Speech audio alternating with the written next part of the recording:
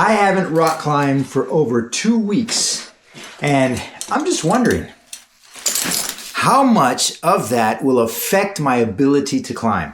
Because, you know, they say you should take a break and you'll climb better. Everybody says that. Everybody says that. But in my experience, I've found that when I take a day off, it makes it harder to climb those harder routes. So I'm gonna test it out today. I'm fresh. I've had a good 2 weeks off, letting my body and my muscles recover from climbing. So the real challenge is, like, I have climbed a lot of these routes hundreds of times. So my muscle memory is probably completely still there. I think the magic would be to get on a route that I've never climbed to really see if that dexterity, the hand dexterity, the muscles and all that are still there. Which goes back to the question of, like, how often should you actually train in Aikido? Like, if you train once a week, or let's say you're training every single day and you take a week off, is it gonna affect your ability to perform the techniques? I mean, do you really have to train every day to get good at it? I'm definitely starting off with my EMOMs, which are the pull-ups. And I'll use this little hangboard right there, but it's kind of like cheating because it's actually easier to do pull-ups on that than it is a bar. Work.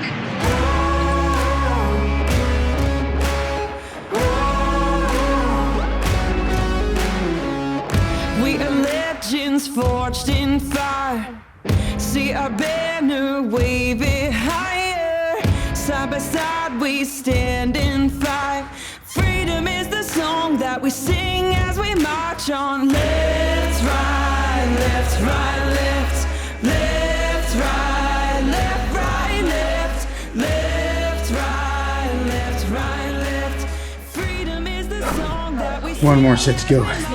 It is definitely hard to break. 3, 2, 1. Work. Okay, so did my EMOMs, and after a 4-day break, definitely not a good idea to take a break. My mind is telling me to get on this easy stuff. This is not even tagged, but it's yellow, and this is easy, and I've climbed them before, but being the fact that I'm tired, I think I'll give them a shot. You came to fight, but you'll be running for your life. We don't take prisoners, we don't take names. God as my witness will take you to the grave. This is our kingdom. This is our kingdom.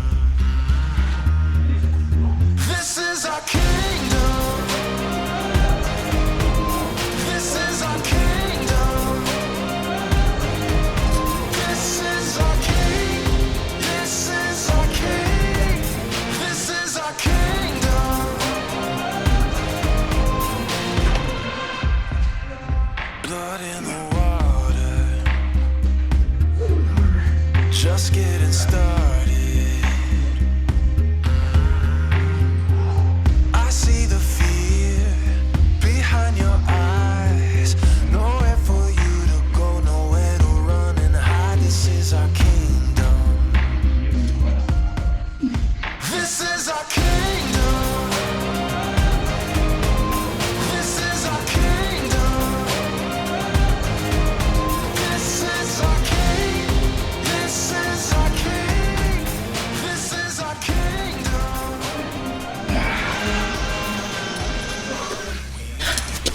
Taking 2 weeks off definitely makes a difference.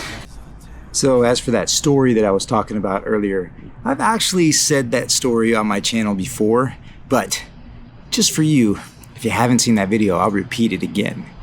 So one day, there was this young Zen apprentice, and he went up to his Zen master, and he said, I really want to get good at meditation.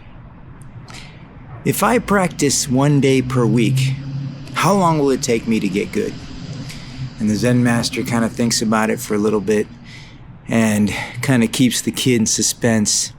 And then he says, well, if you practice 1 day per week, it'll take you 30 years to get good at meditation.